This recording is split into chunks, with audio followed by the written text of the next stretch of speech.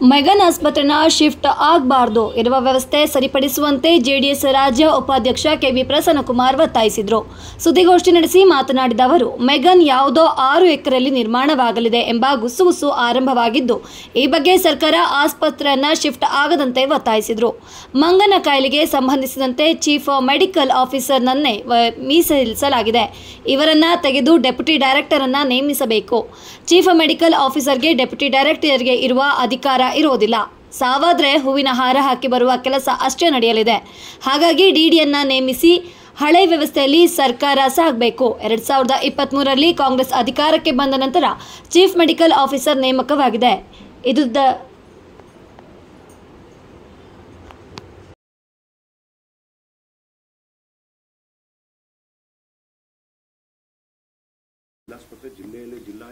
McGann hospital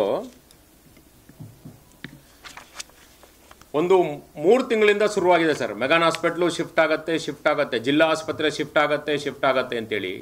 ಆದರೆ ಎಲ್ಲಿಗೆ ಅಂತೇಳಿ ಕರಾರುವಕ್ಕಾಗಿ ಯಾರು ಹೇಳ್ತಾ ಇಲ್ಲ. ಪ್ರತಿಯೊಬ್ಬರು ಹೇಳ್ತಾರೆ ಹೌದು ಜಿಲ್ಲಾ ಆಸ್ಪತ್ರೆ ಶಿಫ್ಟ್ ಆಗುತ್ತೆ ಅಂತೇಳಿ. ಆದರೆ ಬೇರೆ ತಾಲೂಕಿಗೆ ಹೋಗುತ್ತೆ ಅಂತೇಳಿ ಕೆಲವರು, ಇನ್ನು ಕೆಲವರು 6 ಎಕರೆ ಜಾಗ ಹುಡ್ಕ ಕೇಳಿದ್ದಾರೆ, ಇಲ್ಲೇ ಹೊಸ ಬಿಲ್ಡಿಂಗ್ ಕಟ್ತೀವಿ ಅಂತ. ಹೊಸ ಬಿಲ್ಡಿಂಗ್ ಕಟ್ಟುವಂಥ ಏನು ಕಾರಣಕ್ಕೆ?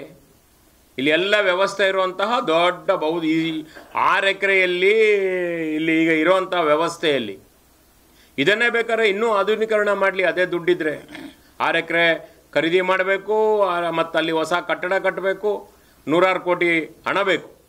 ಅದನ್ನು ಇಲ್ಲಿಗೆ ಉಪಯೋಗಿಸಿ ಆಧುನೀಕರಣಗೊಳಿಸಿ ನಮ್ಮ ಜನಕ್ಕೆ ಒಳ್ಳೇದು ಮಾಡುವಂಥ ಕೆಲಸ ಮಾಡಲಿ ಅಂತ ಒತ್ತಾಯವನ್ನು ಮಾಡ್ತೀವಿ.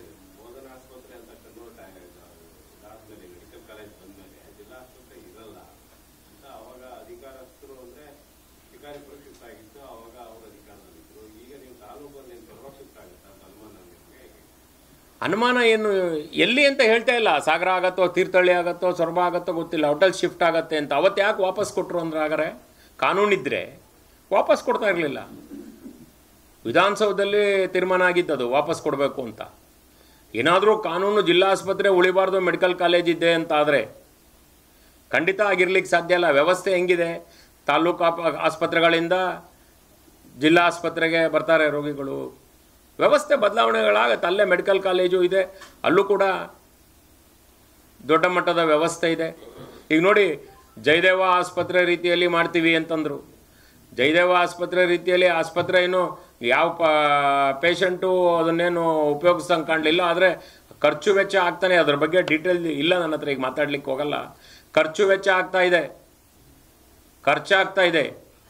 ಹೆಂಗೆ ಏನಕ್ಕೆ ಖರ್ಚಾಗ್ತಾ ಇದೆ ಗೊತ್ತಿಲ್ಲ. ಕ್ಯಾನ್ಸರ್ ಈಗ ಕಟ್ಟಡ ಏನೋ ಪ್ರಾರಂಭ ಆಗಿದೆ ಅಂತೇಳಿ ಸುದ್ದಿ, ಕ್ಯಾನ್ಸರ್ ಆಸ್ಪತ್ರೆದು. ಅದೆಲ್ಲ ಬೇಗ ಅದು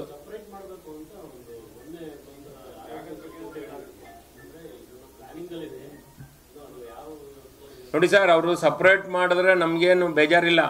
ಆದರೆ ಆಸ್ಪತ್ರೆ, ಜಿಲ್ಲಾ ಆಸ್ಪತ್ರೆ ಶಿವಮೊಗ್ಗದಲ್ಲೇ ಆ ಆವರಣದಲ್ಲೇ ಇರಬೇಕು. ಯಾಕೆಂದರೆ ಆವರಣದಲ್ಲೇ ಇದ್ದರೆ ಹೆಚ್ಚಿಗೆ ರೋಗಿಗಳಿಗೆ ಸಹಾಯ. ಹಾಂ, ಅದನ್ನೆಲ್ಲೋ 6 ಎಕರೆ ಹುಡುಕಿ ಮತ್ತೆಲ್ಲೋ ದುಡ್ಡು ತಂದು ಸರ್ಕಾರದಿಂದ ಕಟ್ಟಿ ಎಲ್ಲ ಅಷ್ಟೇ ದುಡ್ಡನ್ನು ಇದ್ರ ಮೇಲೇ ಉಪಯೋಗಿಸ್ಬೋದಲ್ಲ.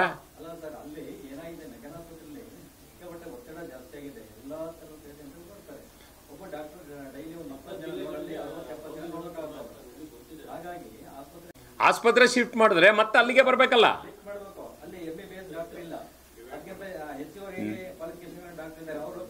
ಜಿಲ್ಲಾ ಆಸ್ಪತ್ರೆ ಬೇರೆ ಮಾಡೋದ್ರಲ್ಲಿ ನಮ್ದೇನಿದಿಲ್ಲ ಸರ್.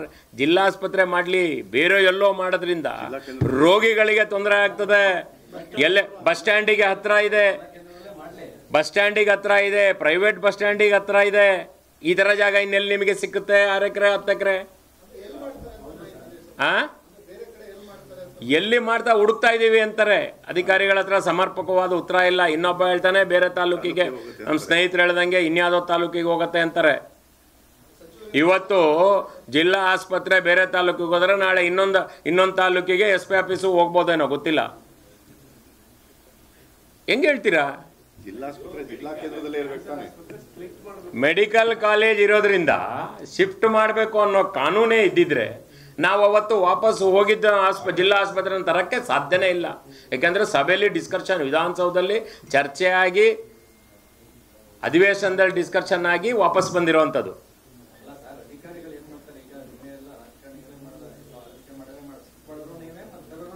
ಅದಕ್ಕೆ ಹೇಳ್ತಾ ಇದ್ದೀನಲ್ಲ, ಒತ್ತಾಯ ಮಾಡ್ತಾ ಇದ್ದೀನಿ ತಮ್ಮ ಮೂಲಕ. ಎಲ್ಲೂ ಈ ಹಿಂದೆ ಆಗಿತ್ತು, ಮತ್ತು ಅದು ಆ ಥರ ಮರುಕಳಿಸೋದು ಬೇಡ ಅಂತೇಳಿ.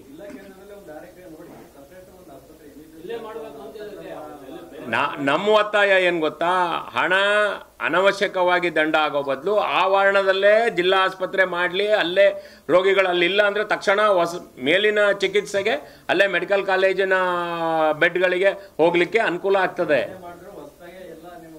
ಈಗ ನೋಡಿ,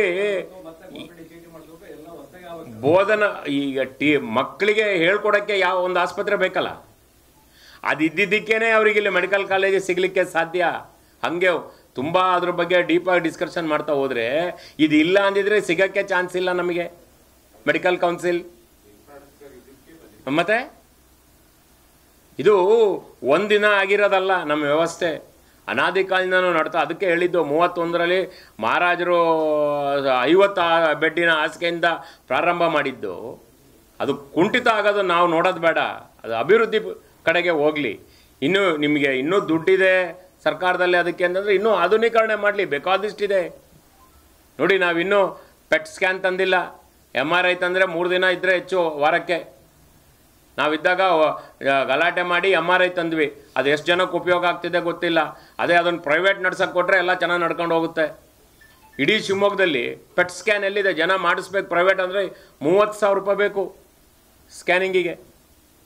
ಸರ್ಕಾರ ತರ್ಬೋದಲ್ಲ, ಎಲ್ಲೋ 6 ಎಕರೆ ಖರೀದಿ ಮಾಡಿ ಮಾಡೋ ಬದಲು, ಅದೇ ಹೊಸ ಕಟ್ಟಡ ಕಟ್ಟಬೇಕು, ಅದ್ರ ಬದಲು ಅದನ್ನೇ ತಂದು ಜನಕ್ಕೆ ಉಪಯೋಗ ಆಗಲಿ. ಒಟ್ಟಾರೆ ನಮ್ಮದು ಒತ್ತಾಯ ಜಿಲ್ಲೆಯಲ್ಲೇ ಇರಬೇಕು, ಜಿಲ್ಲಾ ಕೇಂದ್ರದಲ್ಲೇ ಇರಬೇಕು, ಮತ್ತು ಆದಷ್ಟು ಈ ಆವರಣ ಬಿಟ್ಟು ಕೂಡ ಹೋಗಬಾರ್ದು ಅಂತೇಳಿ ನಮ್ಮ ಒತ್ತಾಯ ಮಾಡಿ.